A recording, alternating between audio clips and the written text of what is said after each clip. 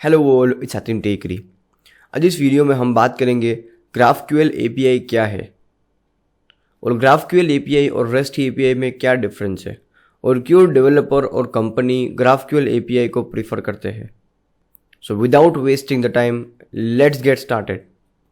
सबसे पहले ग्राफक्यूएल क्या है। GraphQL is a query language for API. मतलब कि ग्राफक्यूएल एक क्वेरी लैंग्वेज है एपीआई को क्रिएट और कंज्यूम करने के लिए। ग्राफक्यूएल एपीआई रेस्ट एपीआई की रिप्लेसमेंट नहीं है। हाँ, ग्राफक्यूएल एपीआई रेस्ट एपीआई का अल्टरनेटिव है। आप ये बोल सकते हो कि ग्राफक्यूएल एपीआई रेस्ट एपीआई का बेटर अल्टरनेटिव है। अब अगर हमारे पास रेस्ट एपीआई थी तो फिर ग्राफक्यूएल एपीआई क्यों इंट्रोड्यूस हुआ और क्या अच्छी चीज़ है ग्राफक्यूएल एपीआई में जो रेस्ट एपीआई में नहीं है, और रेस्ट एपीआई की कौन सी प्रॉब्लम ग्राफक्यूएल एपीआई सॉल्व करते हैं। So let's understand. सबसे पहले हम रेस्ट एपीआई को समझते हैं कि रेस्ट एपीआई किस तरीके से वर्क करती है। तो रेस्ट एपीआई में फॉर एग्जांपल हमारे पास एक टेबल है स्टूडेंट डेटा करके।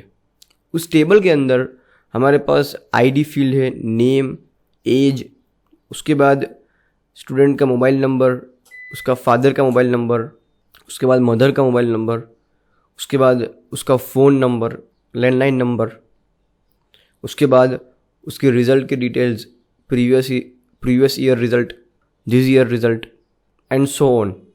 तो अब हमें एक एपीआई, हमें स्टूडेंट का कॉन्टैक्ट डिटेल्स चाहिए फ्रंट एंड में।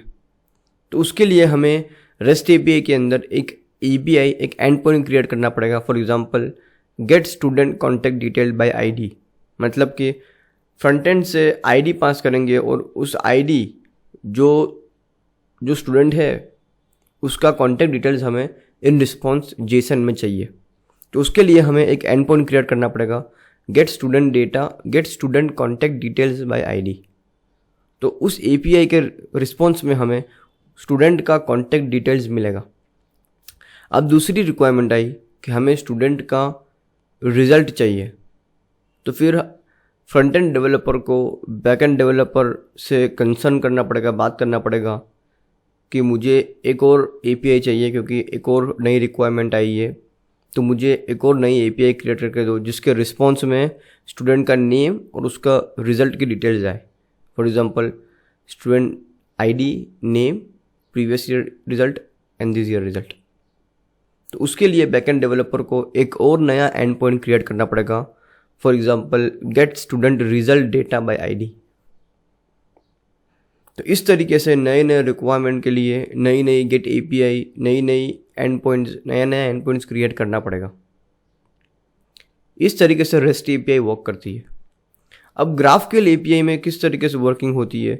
ग्राफक्यूएल एपीआई में बैकएंड डेवलपर स्कीमास और रिजॉल्वर की मदद से ग्राफक्यूएल सर्वर क्रिएट करता है। सबसे पहले तो मैं आपको बताऊं कि ग्राफक्यूएल किस तरीके से वर्क करता है। ग्राफक्यूएल में दो पार्ट होते हैं, GraphQL server and GraphQL client.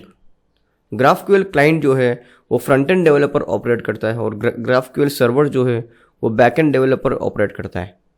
GraphQL server में स्कीमाज और रिजॉल्वर होते हैं और ग्राफक्यूएल क्लाइंट के अंदर फ्रंट एंड डेवलपर क्वेरीज और म्यूटेशन की मदद से एपीआई को कंज्यूम करते हैं।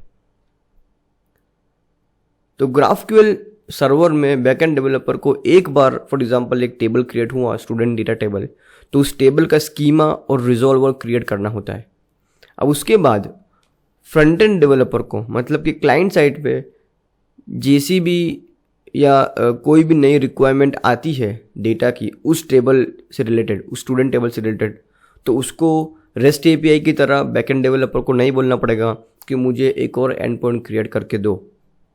वो front end developer front end framework से, मतलब कि जावास्क्रिप्ट के अंदर फ्रंट एंड फ्रेमवर्क से डायरेक्ट क्वेरी फायर कर सकता है और उसे जितना डेटा वो फायर करेगा, जितना डेटा की रिक्वेस्ट करेगा, उतना डेटा उसे इन रिस्पॉन्स जेसन में मिल जाएगा।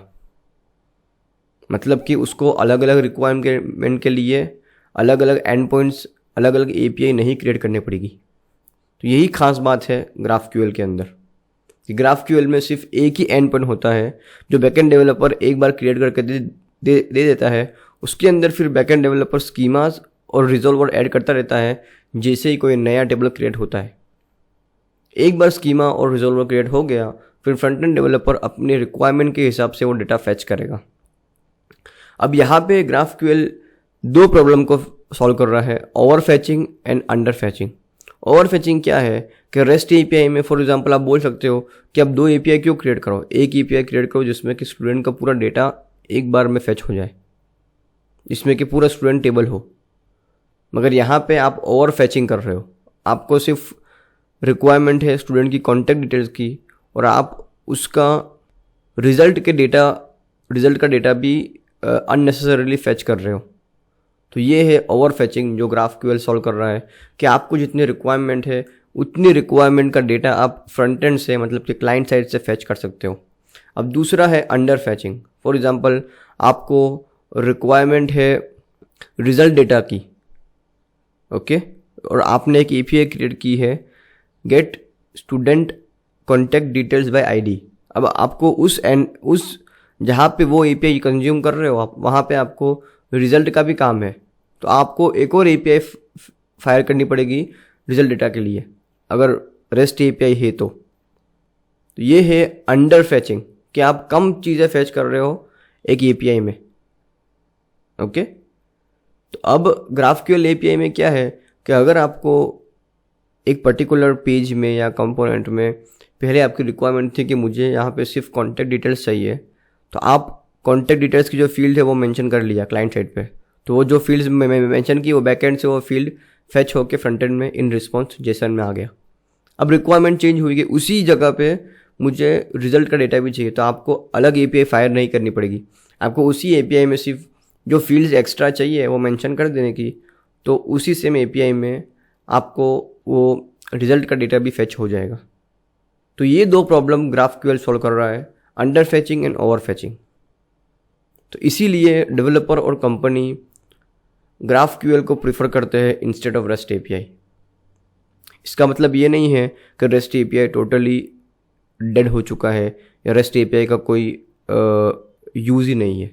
रेस्ट एपीआई का अपना अलग यूज़ है, मगर इस वीडियो में मैं GraphQL को फोकस करके GraphQL को एक्सप्लेन कर रहा हूँ और क्या डिफरेंस है रेस्ट एपीआई और GraphQL में।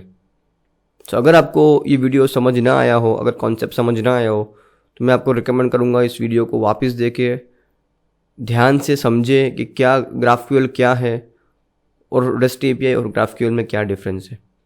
So that's it for this video and see you in the next one.